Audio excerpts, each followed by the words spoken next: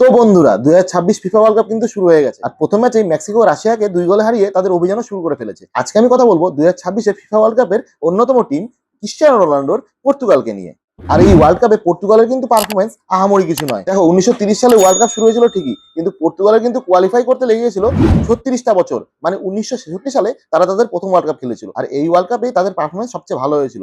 তারা তৃতীয় প্লেসে শেষ করেছিল। এরপরে যদি আমরা দেখি, তারা কিন্তু 20 বছর আর ওয়ার্ল্ড কাপ খেলতে পারেনি। 1986 সালে তারা তাদের সেকেন্ড ওয়ার্ল্ড কাপ খেলেছিল, যেখানে তারা 17 নম্বর প্লেসে শেষ করেছিল। 1986 পরে তারা খেলে 2002 এর বিশ্বকাপ, সেখানে তারা 21 নম্বর স্থান পেয়েছিল। এরপরে খেলেছিল 2006 এর বিশ্বকাপ, যেখানে তারা চতুর্থ স্থানে শেষ করেছিল। 2010 এর বিশ্বকাপে তারা 11তম স্থান পেয়েছিল। 2014 বিশ্বকাপে তারা 18তম স্থান পেয়েছিল। 2018 বিশ্বকাপে তারা 13তম স্থান পেয়েছিল। 2022 এর বিশ্বকাপে তারা 8ম স্থানে শেষ করেছিল। বিগত পারফরমেন্সের বিচারে যদি আমরা দেখি, তাহলে পর্তুগাল যে এই বছর একেবারে চ্যাম্পিয়ন হয়ে যাবে সেটা কিন্তু আমরা বলতে পারি না। তবে আমরা আশা রাখবো ক্রিস্টিয়ানো রোনাল্ডো যেন তার শেষ বিশ্বকাপে ট্রফিটা হাতে নিয়ে বিদায় নিতে পারে। তাহলে চলো আমরা এবার দেখে নিই এই বছর বিশ্বকাপে পর্তুগাল টিমের হয়ে কোন কোন প্লেয়ার চান্স পেল। পর্তুগালের ম্যানেজার হলো স্পেন থেকে আগত রবার্তো মার্তিনেজ। আর গোলকিপারে চান্স পেয়েছে দিয়াগো কোস্তা, যে এফসি পোর্তোর হয়ে খেলে। এরপরে রয়েছে রুই Silva from Sporting CP, Jose সা ফ্রম উলভারহ্যাম্পটন, রিকার্ডো ভেলহো ফ্রম জেনক্লের বিরলিগি।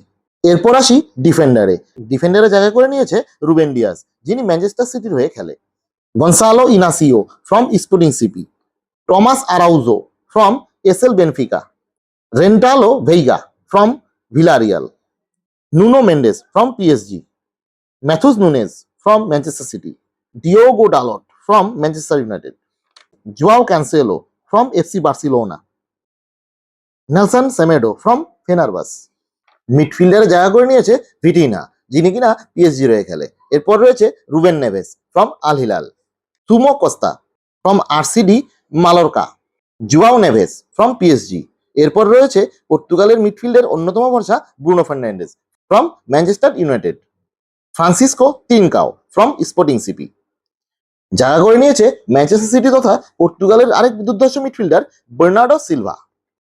ফরওয়ার্ডে রয়েছে Rafael Leao from AC Milan, Goncalo Guedes from Sociedad, Pedro Neto from Chelsea FC, Francisco Conceicao from Juventus FC, Joao Felix from Al Nassr FC, Goncalo Ramos from PSG.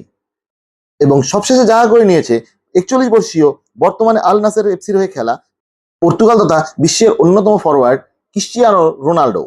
Portugal তার 2026 world কাপের অভিযান শুরু করতে চলেছে আগামী 17 June কঙ্গোর বিরুদ্ধে।